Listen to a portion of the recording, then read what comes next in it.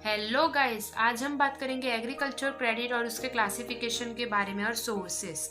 अभी एग्रीकल्चर, जैसे कि मैंने आपको पिछले वीडियो में बताया था, आपको याद होगा कि क्रेडिट सिस्टम इसलिए इंक्रीज किया गया ताकि स्मॉल फार्मर्स जो है रूरल एरिया में वो अपना काम इजीली स्टार्ट कर सकते हैं। मतलब जैसे कि मैंने आपको बताया था, जो स्मॉल फार्मर्स है वो अपने सेविंग्स नहीं कर पाते, उनके पास इतना पैसा नहीं होता, तो क्रेडिट सिस्टम इंक्रीज किया that small farmers can easily take a loan and start the agriculture work. अब ये क्लासिफिकेशन इसका है on the basis of tenure and purpose.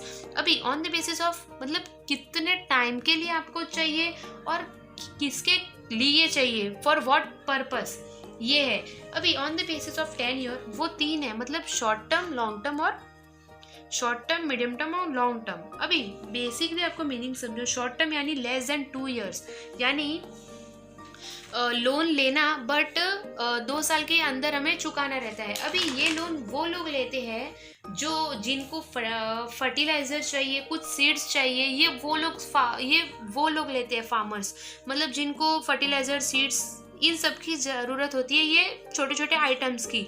तो ये हमें 2 साल के अंदर पे करना रहता है। मीडियम टर्म यानी हमें 5 साल के अंदर पे करना रहता है। ये वो लोग लेते हैं जिनको इक्विपमेंट चाहिए, डिगिंग अप कैनल्स, ये सब, और कैटल, पशु मतलब गाय वाय, ये सब चाहिए, ये वो लोग फार्मर्स लेते हैं। लॉन्ग टर्म यानी मोर देन 5 years, मतलब जिनको, ये वो लोग लेते हैं जिनको ट्रैक्टर्स और परमानेंट इम्प्रूवमेंट चाहिए अपने लैंड में। तो बेसिकली मतलब शॉर्ट टर्म जो less than 2 years, medium term जो लेस देन 5 years और long term more than 5 years। ठीक है। अब फॉर व्हाट पर्पस, मतलब किसके लिए आपको लोन चाहिए, तो फॉर प्रोडक्टिव और अनप्रोडक्टिव, ये 2 टाइप है। प्रोडक्टिव यानी एग्रीकल्चर के लिए चाहिए और अनप्रोडक्टिव यानी आपको पर्सनल यूज के लिए चाहिए। एग्रीकल्चर यूनिस मतलब ट्रैक्टर खरीदना है, लैंड खरीदना है, वो सब। और अनप्रोडक्टिव यानी आपके रिलेटिव्स में मतलब कुछ वेडिंग्स है और कुछ ऐसे रिलीजियस सेरेमनीज है, ये सब फॉर पर्सनल यूज। तो ये मैंने आपको बताया, मतलब आपको लोन कितने टाइम के लिए चाहिए, टेन्योर, और किसके लिए चाहिए, फॉर व्हाट पर्पस। ठीक है। अब मैं आपको बताऊंगी सोर्सेस, जो 2 है, नॉन इंस्टीट्यूशनल सोर्सेस और institutional sources. Non institutional sources basically होता क्या है, यानी ये नॉन इंस्टीट्यूशनल सोर्स है ना, हमें लोन देते हैं बट लोन लेने का, बट बैंक से नहीं, मतलब फ्रेंड्स, रिलेटिव्स, इन सब से लोन लेते हैं ना, तो उसको नॉन इंस्टीट्यूशनल सोर्स बोलते हैं। और अगर हम लोन बैंक से लेते हैं ना, तो उसको इंस्टीट्यूशनल सोर्स बोलते हैं।